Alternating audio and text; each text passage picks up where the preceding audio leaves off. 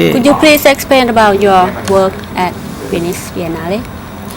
The works that was selected to show in Venice Biennale are the ones that I've been studying for 3 to 4 years, and it is about women and about women's labor and about women's endurance and resilience, and it's also about gender equality. The works that I'm going to exhibit are the one from the series from what I first experimented about women and household objects, women as the emotional shelter of her home, a heart of her home, take carers who takes care of her home and her children. So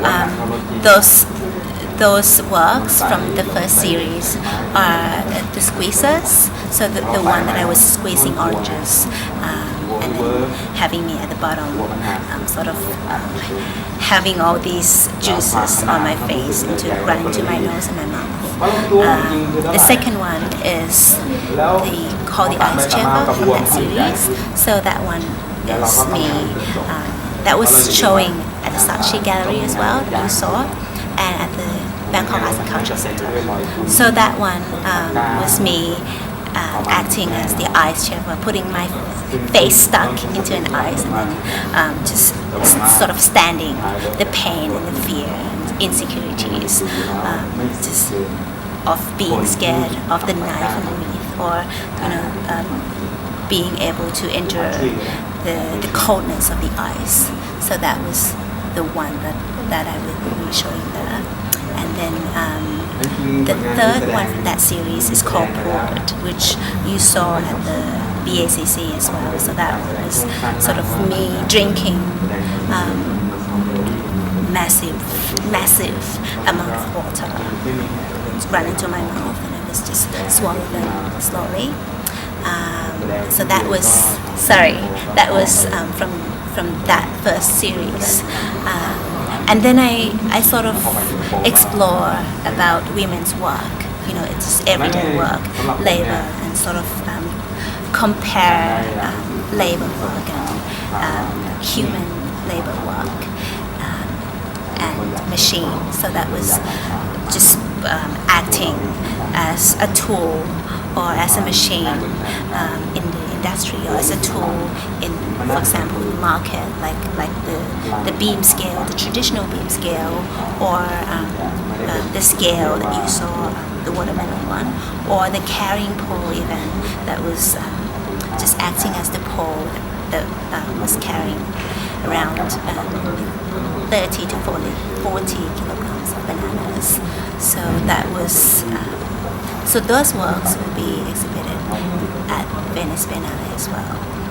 What you haven't saw is probably the one called the Scale of Justice, which is sort of the highlight of this show. So the Scale of Justice is me acting as a traditional beam scale, while a lot of vegetables just sort of throw, and then I have to balance the scale. If it throws this way, I have to put my weight down this way, and then it just goes on and on for 3 to 4 minutes, for example. And so that was, as I said, I wanted this one to be the key, because the Scale of Justice, if you search it, it's about it's a symbol of gender equality, and I think that's the start of how I sort of select the works to be exhibited.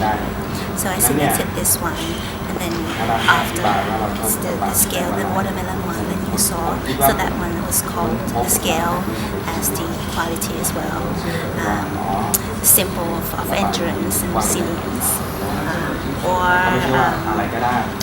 the Scale 2 that you haven't saw is the one that I was just holding a massive amount of rice that fallen onto my arms, and I have to just carry those amount of rice. I think that's about it. Oh, sorry. Another new works to complete the series that I will show in Venice is called Colanda, which I act as a colander, which is just cooking egg noodles into a pot. This was sort of the end of the series because I pushed my limits until I got to a point where in this way I felt like drowned in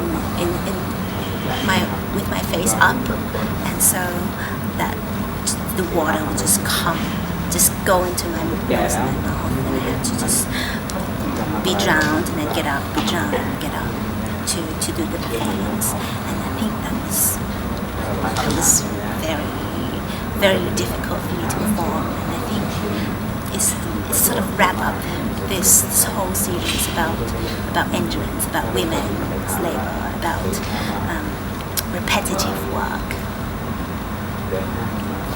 I'd like, because you mentioned about the push your limitation so many times. How do you feel when you have to deal with that limitation? I think that before this whole series would happen, I wanted to question that can we really endure our pain? Does pain really exist? Can we just not feel pain anymore because we can endure much greater? So that was the question that I wanted to ask myself. So I thought that it was going to have to be me to perform these series. Once I performed, I kept pushing my limits further and further. During the performance, so before the performance, I would get really scared, and I thought that this is just impossible for me to perform. It's a task that it's difficult. So, but then as I get onto the performance, enter the performance, enter the situation, I really had to do it. So I thought, how can I really do that? I would have do something for myself to do that. So I thought of meditation. I thought that meditation would be a way for me to lose myself, to lose my sense of being, and then become something else. To lose a sense of pain, of negativities in life. It's just it also keeps me focused on what I'm really doing at that time. And then when you're focused on a task, for example, poet, you would see that in the movies where people just torture other people. But if you really think about it and you meditate, you just swallow them just step by step. And I think it's being able to focus on the water, just running into our mouth and just slowly drinking it. It just keeps you going, and you don't really have to enjoy anything anymore because you know what you're doing. And then also being able to just lose your sense of being, a sense of pain that you knew, a sense of your limitation. You knew that, okay, you can just become another version. So each minute that I perform, I become closely to the object that I want it to be.